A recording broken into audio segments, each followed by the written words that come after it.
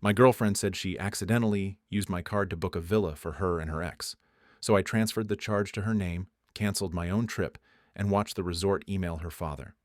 Hello everyone, welcome to Reddit Visuals. I used to believe theft wore a mask. Turns out sometimes it just smiles and says, oops. I'm 33, a finance operations manager for a logistics company in Atlanta. I read terms and conditions, track reward points, and know exactly what pre-authorization hold means. I'm methodical until someone tries to make me careless. Her name was Lena, 29, sharp and quick with a laugh. We'd been together 15 months. I thought I'd found someone who matched my energy. I was wrong about the direction that energy was flowing. I keep 2 credit cards, a daily Visa for regular expenses, with a limit around 8,000. Then my travel Amex with rewards I've built over the years. Lounge access, travel insurance, the works.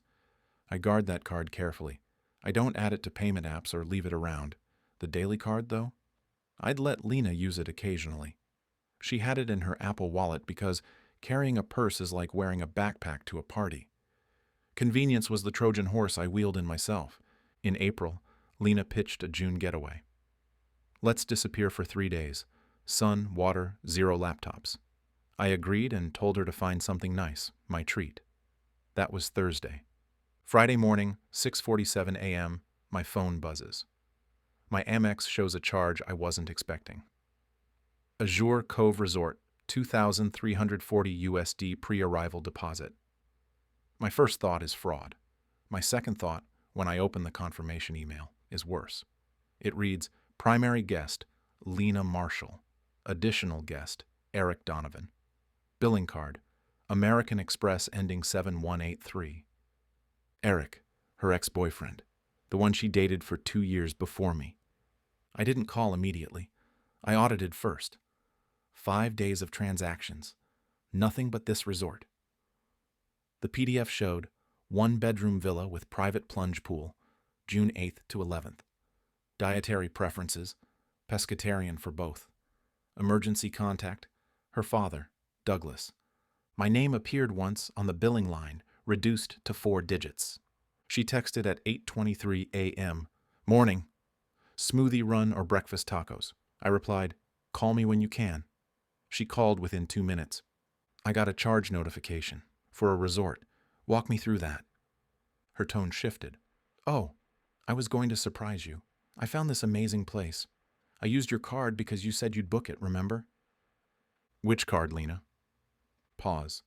The Visa, I think. It was the AMEX, the one you don't have access to. Longer pause. Maybe it autofilled from when we... Wait, when did we use that together? We didn't. How did you get the number? Nervous laugh. Babe, I probably saw it sitting out and typed it in. Does it matter? I was booking our trip. Read me the guest confirmation. The names? Thick silence. Then... Okay, this sounds weird, but the system glitched. It pulled Eric's name from an old reservation. You know how booking sites cache information. Lena, you filled out a form. Manually. Booking sites don't autofill your ex's name. It was a mistake. I swear. I must have been copying from an old trip and it carried over. I would never... Babe, you know I wouldn't. I let that hang. I'm calling the resort to clarify. We'll talk tonight. I called Azure Cove. The manager, Simone, pulled up the reservation. I asked about their payment process. We charge 50% deposit on the authorization form. The balance and incidentals are charged at check-in. If you're not present, we need a third-party authorization. What if I revoke authorization? The deposit would need to be covered by the primary guest at check-in, or the reservation could be canceled. If the guest can't pay, we contact the emergency contact on file. Perfect. She emailed me the forms. I forwarded them to Lena. Fill these out with your card. I'm revoking mine today. She called twice.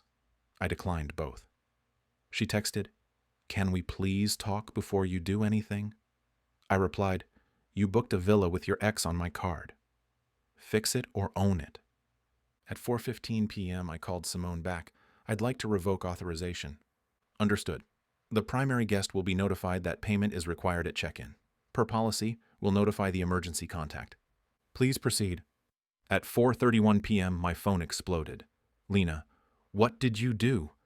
They emailed my DAD, then, he's calling me. Fix this. 3 more texts devolved into exclamation points. Her father, Douglas, is a retired fire captain who once sent back a steak because it looked at him wrong. The image of him receiving that resort email was vivid. I didn't respond. Instead, I canceled my own plans. A Savannah weekend I'd booked for 2 weeks later. Canceled the hotel, converted my flights to credits. I just cleaned up. At 6:48 p.m., Lena pounded on my door. She stormed in furious. Why would you do this? You made me look like a criminal. I didn't make you do anything.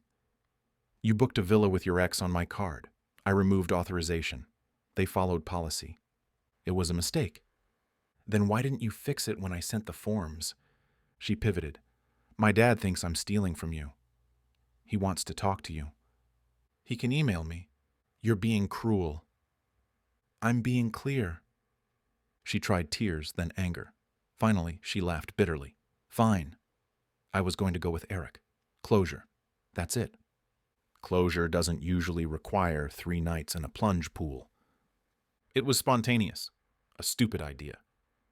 You didn't think I'd check my statements. You didn't think at all. She stared at the floor. Please switch it back. My dad will never forgive me. Not, I'm sorry.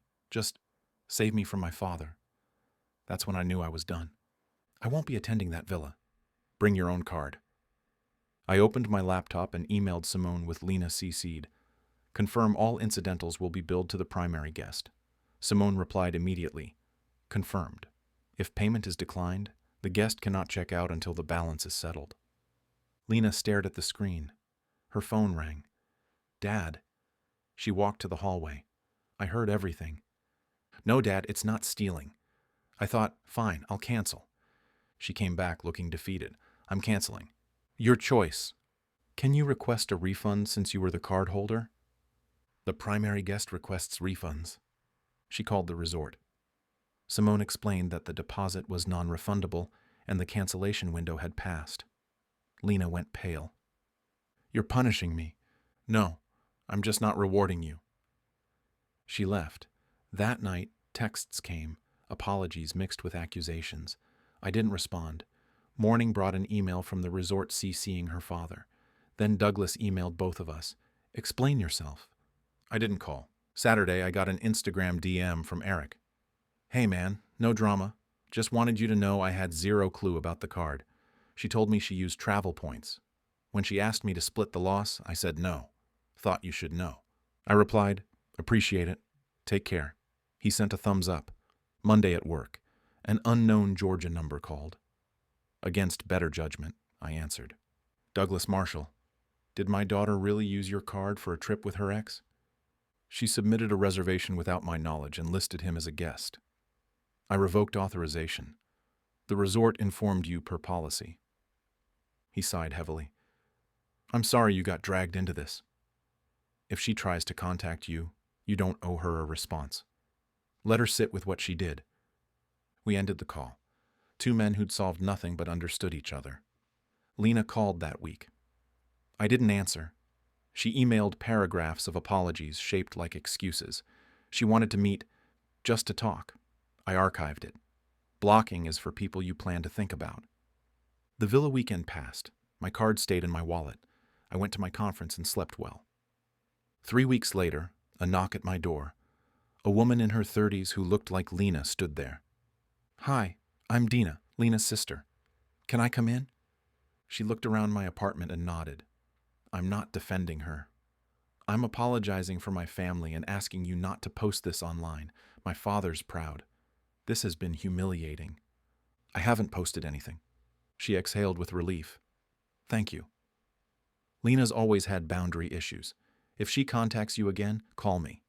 She handed me a card. I'll handle it. After she left, I thought about what I'd learned. Love doesn't protect you from theft. Boundaries do. The night I revoked my card wasn't punishment. It was refusing to subsidize my own disrespect. Trust isn't the absence of verification. It's expecting verification will confirm what you believe. When it doesn't, your gut tells you first. Mine told me the day I saw Eric's name where mine should have been. Would I do anything differently? Yes. I would have secured my travel card better. I would have asked to see the booking confirmation immediately. Months later, I went to the coast, somewhere quieter, cheaper. I paid with my daily card, ate fresh fish, and slept in a room that belonged to a trip that belonged entirely to me. I didn't ruin her vacation. I just stopped pretending I was invited. So here's my question. Was I wrong for revoking authorization and letting her father find out? Or was I finally putting myself first? Would you have eaten the cost to keep peace, or drawn the line where I did? Drop your verdict in the comments. If you made it this far, thank you. If you want more stories where consequences meet choices, hit subscribe and leave a like. It helps the channel grow. Thanks for watching. I'll see you in the next one.